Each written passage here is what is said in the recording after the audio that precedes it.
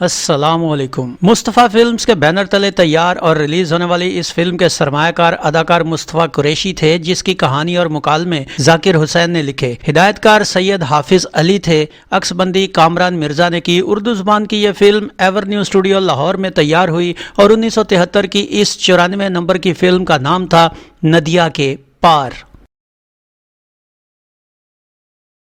Film के नुमाया अदाकारों में मोहम्मद अली, ज़ेबा, लहरी, नैना, तमन्ना, फरीदा, वहीदा खान, इशरत चौधरी, कुमार, शाहनवाज, इकबाल खटाना, एजाज अख्तर, मुनव्वर सईद, अरसलान, साकी, जलील अफगानी, आसिफ खान, तालिश और मुस्तफ़ा कुरैशी शामिल थे। इस फिल्म की कहानी क्या थी, आइए देखते हैं। फिल्म की इब्तदा अकबर दौर से होती है, जहां एक गद्दार सरदार खान मकदर के नवाब के खिलाफ बगावत करके उसको और उसकी बीवी को कत्ल कर देता है। नवाब का वफादार मुलाजिम काफूर अदाकार साकी अपनी बीवी गुलशन अदाकारा नैना के साथ नवाब के जुड़वा बच्चों को बचाने की कोशिश में मारा जाता है। गुलशन नवाब के बच्चों को तो बचा लेती है, लेकिन उसकी अपनी नौजायदा सगी बेटी कश्ती में बहती मछेरों के हाथ लग जाती है। इधर गुलशन नवाब के बच्चों के साथ एक जोगी हरिदास अदाकार कुमार के पास पहुंच जाती है, जो उसे बेटी बनाकर घर में रख लेता है और उसके दोनों बच्चों को गायकी की तालीम देता है। वक्त के साथ गुलशन के दोनों बेटे जवान हो जाते हैं, जिनके नाम चांद और सूरज होते हैं। जुड़वा होने की वजह से दोनों हम शक्ल होते हैं और मोहम्मद अली के रूप में पर्दा स्क्रीन पर जलवागर होते हैं। इधर मछेरों के यहाँ गुलशन की बेटी किरण अदाकारा ज़ेबा भी जवान हो जाती है। एक दिन इत्तफाकन किरण की मुलाकात सूरज और चांद से हो जाती है, जहाँ सूरज किरण पर फिदा हो जाता है। किरण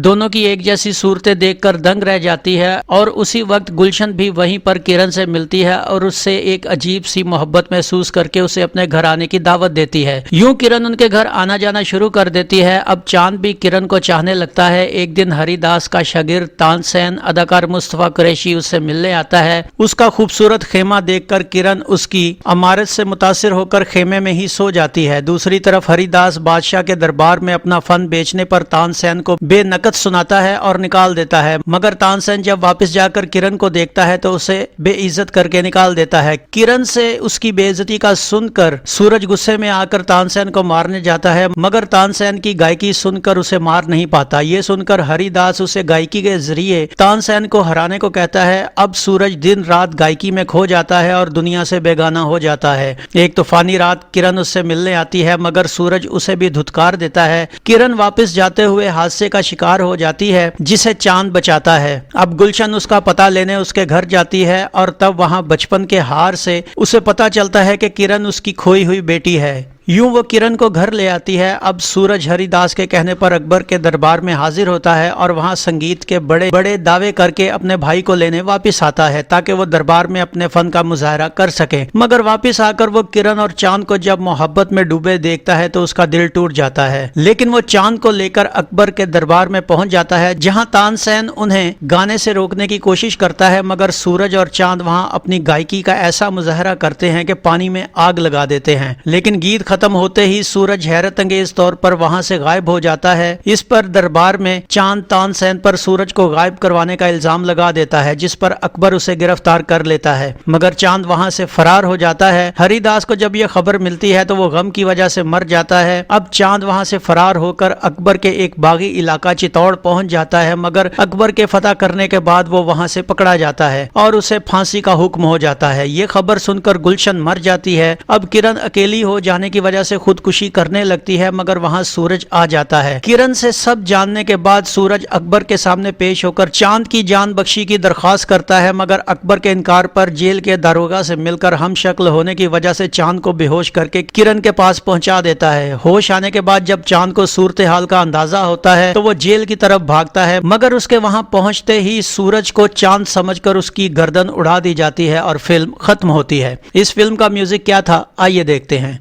मैडम नूरजहां, रूना लैला, शहनाज बेगम, माला, मेहदी हसन, नज़ाकत अली, सलामत अली, अमानत अली और शराफत अली खान के गाए गानों की शायरी मसरूर अनवर और तस्लीम फाजली ने की, जिसका म्यूजिक ए हमीद ने तरतीब दिया। 8 गानों पर मुश्तमिल इस फिल्म में मैडम नूरजहां का ओ साजना ओ बालमा, लगे ना मन तुझ बिन जालमा, ये गीत अदाकारा ज़ेबा पर पिक्चराइज हुआ।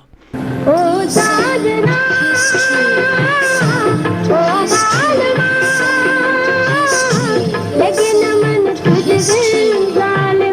रूना लैला का उई अल्लाह किसी की नज़र ना लगी। माला का अल्लाह जाने क्या हुआ लड़ गए सजनवा से नैन। शहनाज बेगम का छन छन घुंघरू बोले धक धक जिया डोले। मेहदी हसन के संगीत रहा ना गीत रहा ना प्रीत रही, ये गीत अदाकार मोहम्मद अली पर अक्सबंद हुआ। आज मेरे संगीत के मालिक दे दे ऐसा ज्ञान, ये गीत अदाकार मोहम्मद अली पर फिल्माया गया। आज मेरे संगीत मालिक दे दे ऐसा ज्ञान। नज़ाकत अली और सलामत अली का लाज रख लीजियो ख्वाजा हजरत गरीब नवाज, ये गीत अदाकार मोहम्मद अली पर शूट हुआ। लाज रख लीजियो हजरत गरीब नवाज।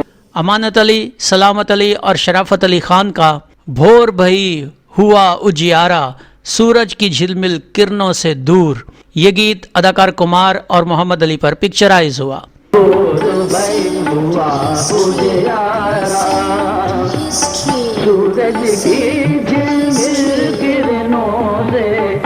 नाजरीन, ये फिल्म भी 28 दिसंबर 1973 बरोज़ जुम्मा फिल्म मिस्टर 420, गुलाम, फरहाद शीरी और धरती शेरादी के साथ रिलीज़ हुई।